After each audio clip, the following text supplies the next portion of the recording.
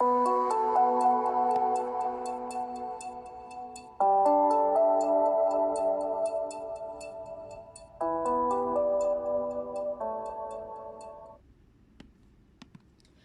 días, tardes o noches, dependiendo en el horario en el que estés escuchando este podcast.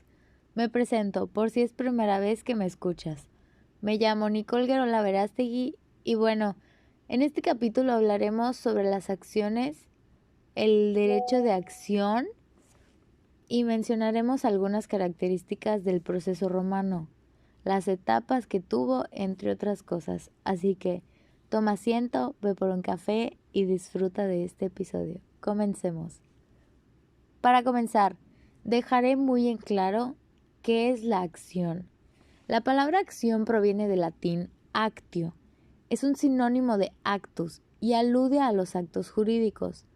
La acción es el poder jurídico que tiene todo sujeto de derecho a acudir ante los órganos jurisdiccionales para reclamarles la satisfacción de una pretensión.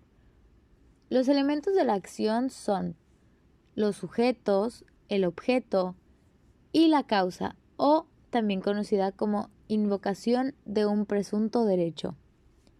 Como mencionamos anteriormente, los elementos de la acción vienen de provocar la intervención de un órgano jurisdiccional para que conozca de un litigio. Es importante conocer bien los elementos que la conforman.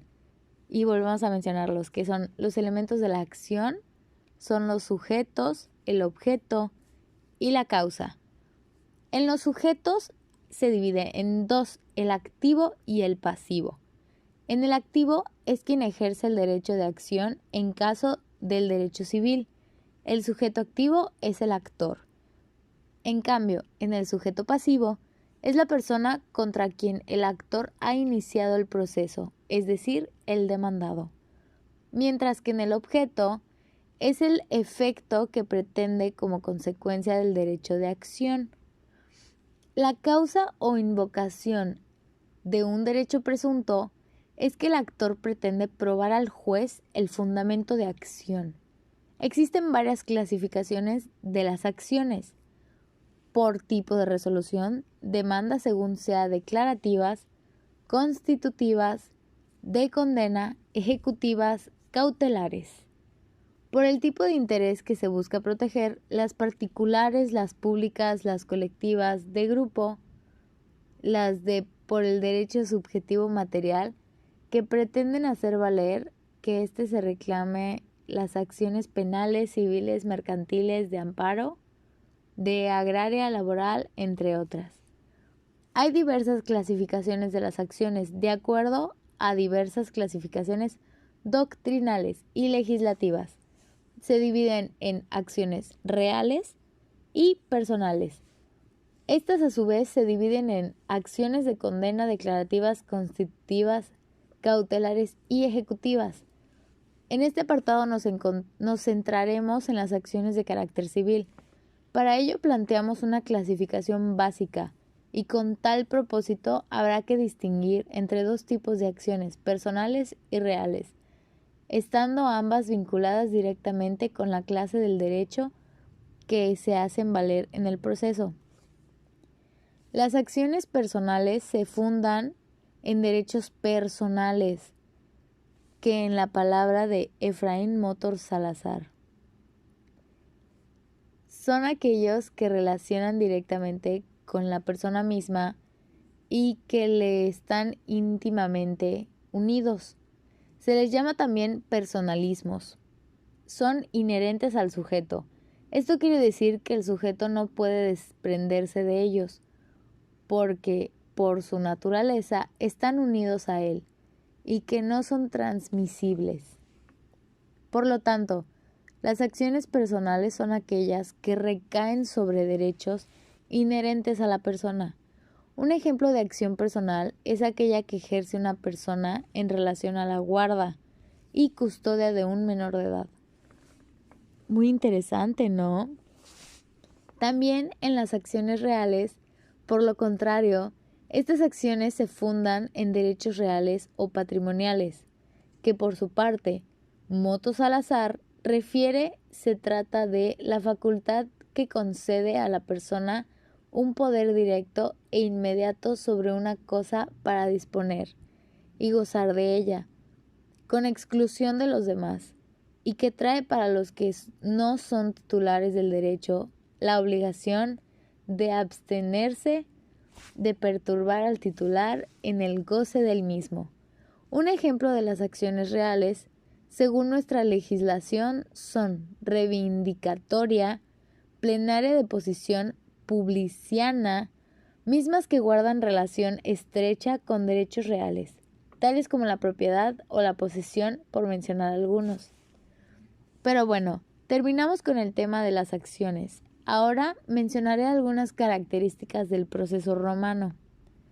El procedimiento se entiende como sucesión de actos jurídicos, en donde inician con ejercicio de la acción y se conduce a la sentencia.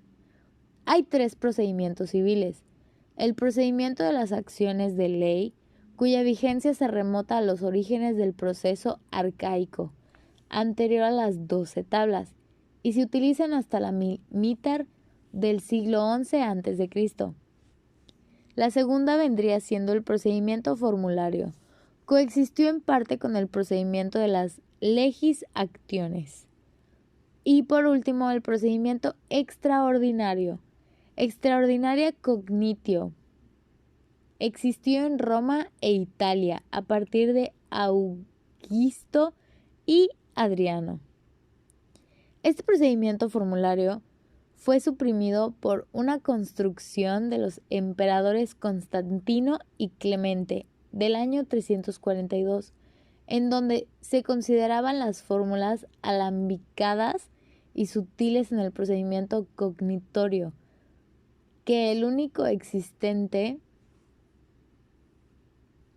El formulario conserva las características esenciales de la distinción del proceso en 2 fases, en una in iure ante el magistrado y otra posterior apud iudicem que tiene lugar ante el juez. El procedimiento de las acciones de ley y el formulario conservan las características esenciales de la división del proceso en 2 fases, una in iure ante el magistrado y otra posterior al apud iusidem, que es en contra del juez.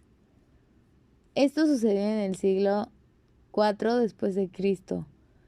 La justicia se administraba únicamente en los días fastos, dies fasti, a tenor de un calendario, en el que quedaban excluidos los días festivos, dies nefasti.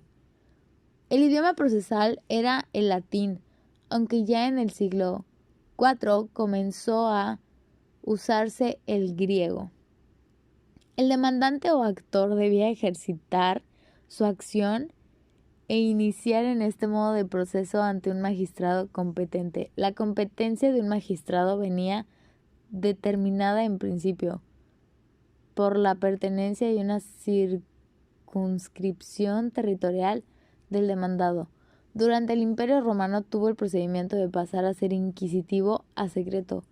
Podía aplicar el tormento al acusado y a los poderes del juez. Era cada vez mayor e invadieron a los del acusado privado y algunos testigos. Bueno, se nos acabó el tiempo. Espero que te haya gustado muchísimo y hayas entendido un poco más a fondo sobre de qué habla todo esto del derecho romano. Me despido y a la próxima continuaremos en donde nos quedamos con los temas pendientes. Hasta luego.